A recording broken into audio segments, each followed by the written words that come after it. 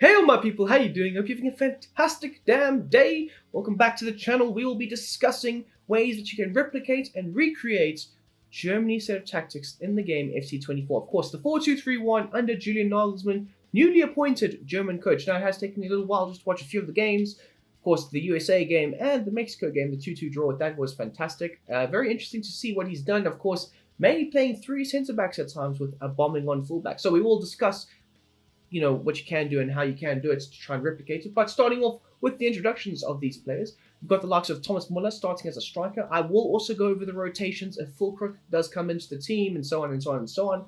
Don't you worry. Anyway, so we've got Thomas Muller starting up front. We've got Musiala, Sane, as well as Wirtz just behind him as a midfield of attacking players, the two wide players, and then of course the attacking midfielder. Then we've got Kimmich and Gundogan starting as the double pivots. Süle, Rudiger, Schlotterbeck, one of my favorite players to use in FIFA/EA. And then we've got Gozens as the fullback, or the left fullback. Then in the goal, we've got Marc-Andre ter Stegen. In the substitutes department, we've got the likes of Fulkrug, Gnabry, Brandt, Goretzka, Trapp, Tior, as well as Tar. And then in the reserves, we've got the likes of Chan, Hoffman, Havertz, Baumann, Schade, Nemecha, Henriks, and then, of course, Pascal Gross. So for the formation going forward, I haven't made any real changes to it. It's a 4-2-3-1 wide formation. Like I say, no changes, no positional, movements or anything like that. So it's one goalkeeper, two centre-backs, two full-backs, two DMs, one attacking midfielder, two wide midfielders, and then, of course, one striker. For the tactics under Julian Nagelsmann, of course, they don't look to try and, press and compact the opposition in their own half at times with the constant pressure or, press after loss of possession, but they will implement a press, yes, when the ball is in the back line of the opposition, potentially with their centre-back pairing, or maybe even with the goalkeeper. They will look to, move the ball, move slightly higher up the field and maybe look to implement a half press at times with one or two players pressuring the ball, and then potentially trying to coax a mistake out of the opposition. And if that does happen, they do look to implement a full horse press and try and win that ball back nice and high up the field and then transition into attack. As for the team width, I've gone for a substandard 50. I did see a lot of 1v1 situations, a lot of man-to-man marking at times in the midfield, on the wider areas of the field as well. So I think 50 does best replicate what Nagelsmann is trying to implement. A nice widespread team on the defensive side of things, that when they do have the ball, which is more times than not, they have it in wide spaces, in loads of space to open up potential passing angles. Wider ranged attacks can be stemmed from the defensive area, so that's why I think they've gone with a slightly wider defensive structure.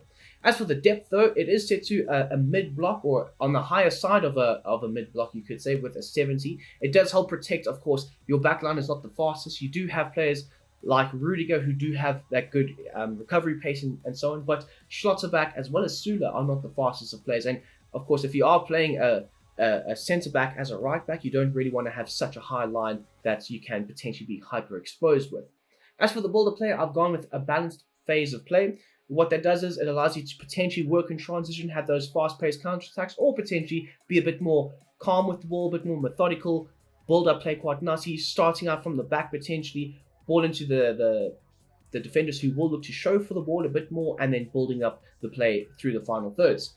Now, as for the chance creation, I've set it to forward runs, and what this does is, of course, you are playing the likes of Wirtz as the left winger, Musiala as the attacking midfielder, and so on. You want a lot of fluidity, a lot of movements, interchanging play, and what that does is, with forward runs, they'll look to make those runs in behind. They'll look to make those runs into the gaps, into the spaces that the opposition looks to leave, and that creates a nice fluidity to the team going forward. So as for the width, I set it to 60. It's not the widest of natural spreads, but it does allow you to quickly morph into a defensive structure of 50, as well as the offensive structure of 60 in and out of possession. But what that also does is your team natural width is very wide, and you want to try and bring that in a little bit more, have the wingers slightly closer to the midfield without having to actually physically move them in. Now, as for the players in the box, though, I have set it to 7, and what that does is it allows your attacking midfielder as well as your two wingers to make those advancing runs into the box to try and support the striker. In this case, it's Thomas Muller, as well as potentially another midfielder. Sometimes that could be Gundogan, other times it might be the likes of Leon Goretzka, or even the likes of Pascal Gross. As for corners and free kicks, as per always, it is set to 4. So, of course, starting off with the instructions for Germany, starting off with the goalkeeper. He is set to come for crosses and be a sweeper keeper. Of course, ter Stegen, Manuel Neuer, they are very, very good at being modern-day goalkeepers. Ball to their feet, playing out from the back, being able to spray passes into the forward line, into the midfield, playing it out to the defenders, of course. Very calm on the ball, very good with running off of their line, claiming that ball, and then circulating it back into possession. As for saving on crosses, though, also both of them, Neuer or ter Stegen, very good with claiming those aerial balls. So moving slightly on higher up the field, though, to our centre-back pairing, you don't really want to change too much with them. Of course, it does leave major gaps in the defense, and that leads to you conceding goals. So just keep them as normal, and you should be fine. Moving out wide, though, to the right-hand side, the likes of Süle and Tar started as the right backs for Germany in this international break. Of course, both of them will be set to this set of instructions. When you are playing a centre-back as a right-back, they obviously will not look to bomb on too far forward all the time. And I mean, Süle against the USA, he did make those attacking runs every now and then, but you do want him to have a mixed approach. The ability to hang back if need be, or the ability, if required, to make those attacking runs forward, sometimes whipping it across here or there. But most importantly, his run type is going to be inverted. And what that does is it allows him to more or less get nice and narrow and compact at the back with your other two centre-backs, almost creating a back three at times, which is what Nagelsmann is trying to do. But then as for your left-hand side, very different role. The likes of Gosens is looking to supply the width and the pace down the left-hand side, always looking to be an out there ball, always looking to supply crosses into the box for your attacking players. And that's why I've set him to join the attack and overlap as well as step up. That gets him a bit higher up the field, a bit more attacking, a bit more imposing on the defensive side of things as well. And I think it best replicates what he tries to do in the game. Now moving on into our midfield, Kimmich, he is set to cut passing lanes out, of course trying to be a shield in front of the back line with the likes of Gundogan. And then in terms of his attacking support, I've set it to balance because he does look to get forward a fair amount, more so than what it would be if you had set him to stay back while attacking. But what this does is it allows him to be a bit more of a box-to-box player. It allows him to show for the ball, collect it off the back line, and then spray it forward, or potentially it allows him to, advance forward and be a bit more involved in the final third. As for his interceptions, though, I've set it to normal. You want him to try and be a shield. You don't really want him chasing the ball too much, trying to impose himself too much, be too aggressive, and try and, win the ball back. And then in terms of his positioning freedom, I've set it to deep line playmaker. He is going to be the guy that more times than not collects the ball off of either the goalkeeper or the back line and then progresses it forward. As for the likes of Ilkay Gundogan, he will be very much the box-to-box player in this situation. Set to cut pass lanes, of course, and then get forward. Normal interceptions, though, are set to be on for him, as well as be the deep line playmaker, as well potentially showing for the ball, but he will do so at a much higher position on the field. Of course, you'll give the ball to Kimmich, and then the likes of Gundogan can also do the same, but like I said, at a slightly higher level. Moving on to the right-hand side of our midfield, the wide right midfielder. Sane, set to come back on defense, stay wide, holding the width in the team on this right-hand side. Of course, Süle will be making those inverted runs, those underlapping runs, but you need width on this right-hand side, and that's the role that Sane or potentially a Gnabry can have. Getting him behind, though, is essential, trying to exploit the opposition in those wider right regions. Very quick in the game, of course, and then you do want him trying to create vertical space for the midfield.